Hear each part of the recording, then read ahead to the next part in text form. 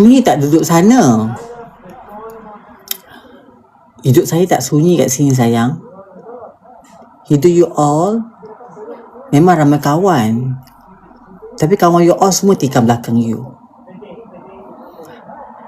Kat Malaysia memang ramai kawan. Kita ramai orang kat Malaysia orang kata, best lah duduk Malaysia ramai kawan. Tapi kawan-kawan kat Malaysia yang you kawan tu, semua tikam belakang you.